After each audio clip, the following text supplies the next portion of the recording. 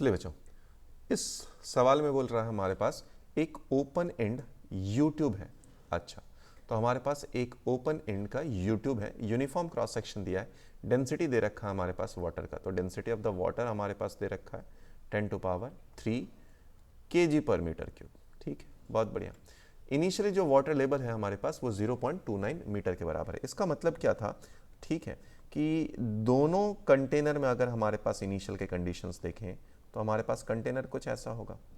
आइए, तो इस कंटेनर या इस यूट्यूब मैनोमीटर में जो लिक्विड रखी गई थी इनिशियली, वो ऐसा रखा गया था कि दोनों में सेम हाइट तक लिक्विड रहे। मतलब यहां से लेकर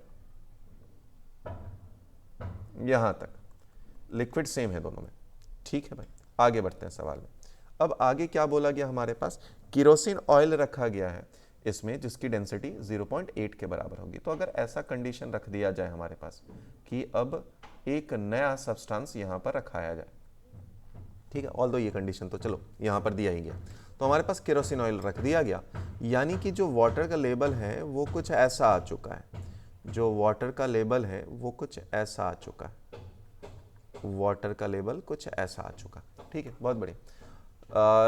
अंटिल जिसमें, ठीक है, जब तक इसका 0.1 मीटर लेंथ ना बच जाए। तो जो केरोसिन ऑयल का डेंसिटी था, इसी का डेंसिटी हमारे पास कितने के बराबर था? तो 0.8 नहीं, 800 के बराबर था। 800 kg पर मीटर क्यूब के बराबर था।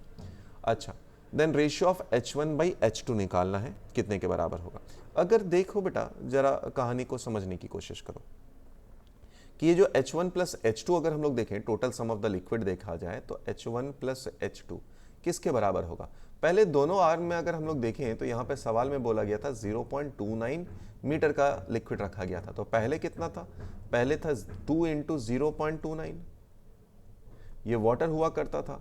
अब रखा गया 0.1, यानी कि इसको अगर हम लोग और सिंप्लीफाई करें तो ये आया H1 + H2, ये आ गया हमारे पास 8 5 तो 0.58, इसको और रख दीजिए हम लोग तो 0.1 है ना, सॉरी भाई गलती हो जाता, 0.1 दिया हुआ है, तो ये 0.58 + 0.1 यानी 0.68 के बराबर यहाँ पर H1 + H2 का सम होगा।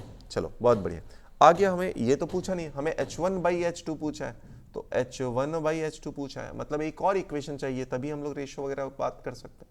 बट दूसरा इक्वेशन कहाँ से आएगा? तो अगर हम लोग यहाँ पे चले, पॉइंट नंबर ए है हमारे पास और ये पॉइंट नंबर बी है, हमें ए से लेकर बी तक जाना है।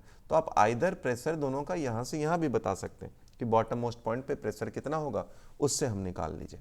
ठीक है, जिसकी बातें हम लोग थ्योरी वाले लेक्चर्स में कर रखी है। अब अगर यहाँ से आप चले तो इस बार मैं ए से बी तक चल रहा हूँ। तो हमारे पास है प्रेशर एट ए, जो कि है एटमॉस्फेरिक प्रेशर, प्लस पहले आए हम लोग लिक्विड के डेंसिटी में, मतलब 800, जो ऑयल था हमारे पास, जी की वैल्यू है हमारे पास 10, अच्छा, इंटू 0.1 प्लस नीचे और आए हैं, तो यहाँ से यहाँ तक का हाइट कितना बच गया बेटा हमारे पास? तो यहाँ आ गया हमारे पास density of water which is 1000 into G which is 10 into ये डिफरेंस। तो डिफरेंस किसके बराबर आएगा बेटा? हाइट वाला, तो h - 0.1 के बराबर आएगा। पहुंच गए हम लोग इस पॉइंट पे। अब ऊपर जा रहे, ऊपर जाने के लिए वाटर के लिए फिर से हमारे पास आएगा density of the water into G, जो कि है इंटू, और ये माइनस क्यों लगा? क्योंकि ऊपर की तरफ जा रहे थे, ठीक है, इंटू H, तो यहाँ पर है हमारे पास H2, एंड फाइनली प्रोसेस जो प्रेशर है हमारे पास फाइनल पॉइंट पे वो P0 है। दोनों कैंसिल आउट हो गया। अब इसी को हमें सिंप्लीफाई करना, तो यहाँ से H1 और H2 का एक रिलेशन निकल कर आ जाएगा। तो इसको अगर हम लोग देखें तो ये हमारे पास 800 के बराबर है। यहाँ पर अगर मैं देखूँ यही बातें, तो यहाँ पर किसके बराबर होगा? 1000 इधर होगा, इधर आएगा 10H1 -1 माइनस, हाँ 1 ही बचेगा बेटा। अच्छा, यहाँ पर आएगा 1000 इंटू 10H के बराबर, 10H2 के बराबर, दैट इज इक्वल टू 0। तो अगर मैं हर जगह से इस चलो इसको भी और सिंप्लीफाई कर लो, तो ये आया 8, 10 का पावर 2 को मैं उड़ा दे रहा हूँ। यहाँ पर आया हमारे पास 100, 10 का पावर 2 हटा दिया, ये और ये हटा दिया। तो यह आया 100 ऑफ H1 -10, यहाँ पर आया हमारे पास 100 of H2 that is equal to 0। अब इसी बात को थोड़ा और आगे ले जाते हैं बेटा, तो 100 को कॉमन लेकर आया H1 minus H2 and that is equal to, यहाँ पर आया 2, तो H1 माइनस H2 की वैल्यू 2/100 के बराबर हो गया। तो H1 माइनस H2 की वैल्यू 2/100 मतलब 0.02 के बराबर हो गया। यह आया इक्वेशन नंबर 1 था, ये आया इक्वेशन नंबर 2।